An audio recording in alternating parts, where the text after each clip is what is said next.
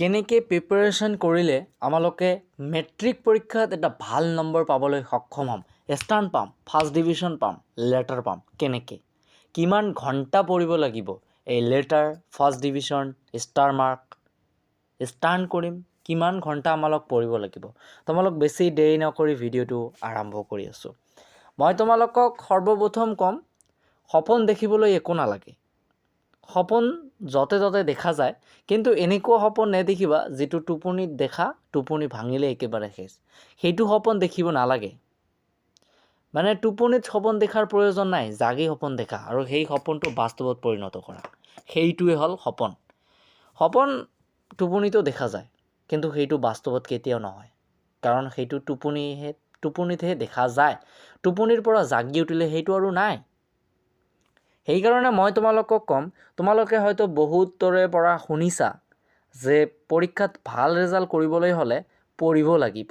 হয়, পঢ়িব লাগিব, কিন্তু এনেকুৱা পঢ়া নহয় যে আধা ঘণ্টামান পঢ়িলোঁ, এঘণ্টামান পঢ়িলোঁ, এঘণ্টা ৰিডিং পঢ়িলোঁ, আধা ঘণ্টামান লিখি আহিলোঁ, মই এনেকৈ ফাৰ্ষ্ট ডিভিজন পাম, লেটাৰ পাম।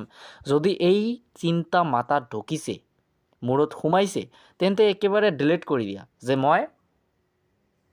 মই ষ্টাৰ্ণ কৰিব নোৱাৰিম বা মই ষ্টাৰ্ণ কৰিম। এইবোৰ চিন্তা বাদেই দিয়া, তোমাৰ দ্বাৰা একো নহ'ব, কাৰণ আধা ঘণ্টা পঢ়ি কোনো ষ্টাৰ্ণ নাপায়। ঠিক আছে, ষ্টাৰ্ণ, ফাৰ্ষ্ট ডিভিজন বা ভাল ৰিজাল্টৰ কাৰণে পঢ়িব লাগিব। মেক্সিমাম তোমালোকৰ 3 ঘণ্টামান পঢ়িব লাগিব, 3 ঘণ্টা পঢ়িব লাগিব। ঠিক আছে, 3 ঘণ্টা, ৰাতিপুৱা 3 ঘণ্টা, তাৰপিছত একেবাৰে টোপনিৰ সময়ত ৰাতি 3 ঘণ্টা, 6 ঘণ্টামান ডেইলি 6 ঘণ্টামান ষ্টাডি কৰা। তোমাৰ অভ্যাসো এটা ভাল হৈ যাব, কাৰণ এতিয়া হয়তো ক্লাছ 9 বা 10ত আছা।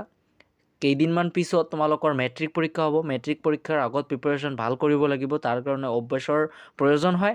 গতিকে এতিয়াৰ পৰা যদি তোমালোকে 6 ঘণ্টামান প্ৰিপাৰেশ্যন কৰি থাকা, সেইটোৰ অভ্যাসত পৰিণত হয়, সেই সময়টোত গৈ কিন্তু তোমালোকৰ বহুত উপকাৰ হ'ব, কাৰণ অভ্যাস এটা যিটো থাকিব সেইটো পৰম্পৰাগত হৈয়ে থাকিব।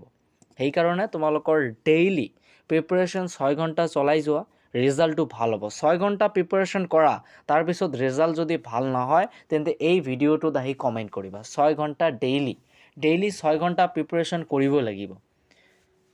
মোৰ কথা হ'ব লাগিছে, মই 6 ঘণ্টা, কেৱল মাত্ৰ 6 ঘণ্টা পঢ়াত দিম।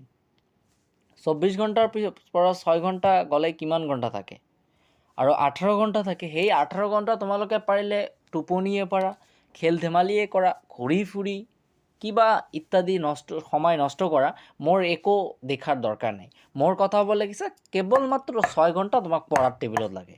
পঢ়াৰ টেবুলত লাগে মানে এইটো নুবুজিবা যে পঢ়াৰ টেবুলত আহি বহি থাকিলে হৈ গ'ল। পঢ়াৰ টেবুলত আহি প্ৰিপাৰেশ্যন কৰিব লাগিব, পঢ়িব লাগিব, ইম্পৰ্টেঞ্চ নিজে বাহিৰ কৰিব লাগিব। আনৰ আশাত থাকিব নালাগে যে তেওঁ এটা কমন দিব, সেই কমনটো পঢ়ি মই যাম, সেইটো নকৰিবা। কাৰণ তোমালোকে মেথ পৰীক্ষাত দেখিছা, এই বছৰৰ যিখন মেথ কুৱেশ্যন আহিছে, গণিত প্ৰশ্নকাকত আছে, সেই প্ৰশ্নকাকতখন একেবাৰে কঠিন আছিল। কাৰ ফলত? এই আনৰ ওপৰত নিৰ্ভৰ কৰাৰ ফলতে সমূহ ছাত্ৰ ছাত্ৰীৰ যিবোৰ এইবাৰ মেট্ৰিক পৰীক্ষা দিলে, তেওঁলোকক সুধিবা যে ক'ব মই আনৰ কমন চাই গৈছোঁ, কমন চাই যোৱাৰ ফলত মোৰ ৰিজাল্টটো এনেকুৱা হ'ল বা মোৰ মেথ পৰীক্ষাটো এনেকুৱা বেয়া হৈ গ'ল। ঠিক আছে, তো তোমালোকে আনৰ ওপৰত নিৰ্ভৰ কৰাটো বাদে দিয়া, এতিয়াৰ পৰা নিজে কমন বাহিৰ কৰাৰ চেষ্টা কৰা। তোমালোকৰ যিবোৰ ইউনিট টেষ্ট হ'ব, সেইবোৰতে কমন নিজে পেলাই সেইবোৰতে দেখা, কাৰণ সেইবোৰত ফেইল হ'লে কিন্তু একো নহয়। সেইবোৰতে দেখা যে তোমাৰ কমন খাটেনে নাই। যদি কমন খাটে তেন্তে তুমি একেবাৰে ছাকচেছফুল হৈ গ'লা, যদি নাখাটে তেন্তে ছাকচেছফুল হ'বলৈ চেষ্টা কৰিবা। ঠিক আছে, চেষ্টাৰ অসাধ্য একো নাই। তো তোমালোকে 6 ঘণ্টা ডেইলি 6 ঘণ্টা প্ৰিপাৰেশ্যন কৰি লোৱা, ইম্পৰ্টেঞ্চ নিজে বাহিৰ কৰাৰ ট্ৰাই কৰা, কমন নিজে লোৱা, তাৰপিছত নোট খাতা এতিয়াৰ পৰাই বনাই লোৱা, কাৰণ ইন ফিউচাৰ তোমালোকৰ সুবিধা হ'ব। ঠিক আছে, ইন ফিউচাৰৰ কাৰণে কিবা এটা ভাবি থোৱা, যাৰ ফলত তোমালোকৰ ইন ফিউচাৰ উপকাৰ হ'ব। ঠিক আছে, আৰু পাৰ্ট 2 ৰিডিং পঢ়াৰ চেষ্টা কৰা, যিবোৰ ইম্পৰ্টেঞ্চ লাইন আছে সেইবোৰ আণ্ডাৰলাইন কৰাৰ এতিয়াৰ পৰাই চেষ্টা কৰা। ঠিক আছে, আৰু পাৰিলে তোমালোকৰ ওচৰত যদি কোনোবাৰ মেট্ৰিক পৰীক্ষা দিয়া আছে, তাৰ পৰা প্ৰশ্নসমূহ আনি অলপমান প্ৰেক্টিছ কৰিবা, এতিয়াৰ পৰা প্ৰেক্টিছ কৰা। মোৰ কথা হ'ব লাগিছে এতিয়াৰ পৰাই, মই আগৰ পৰাই প্ৰিপেয়াৰ হৈ থাকিম, মোৰ সুবিধা হ'ব। কোনটো এক্সট্ৰা পঢ়িম, মোৰ আগতে কমপ্লিট হৈ যাব, মই 3বাৰ ৰিভাইজ দিম। ৰিভাইজ দিলে একো ক্ষতি নাই, পঢ়িলে একো ক্ষতি নাই, পঢ়িলে বৰঞ্চ লাভেই আছে। সেইকাৰণে আগৰ পৰাই প্ৰিপাৰেশ্যন কৰা আৰম্ভ কৰি দিয়া, ঠিক আছে। তো ছাত্ৰ ছাত্ৰীসকল, আজিৰ ভিডিঅ'টো আমালোক ইয়াতে সমাপ্ত কৰিব বিচাৰিছোঁ। ধন্যবাদ।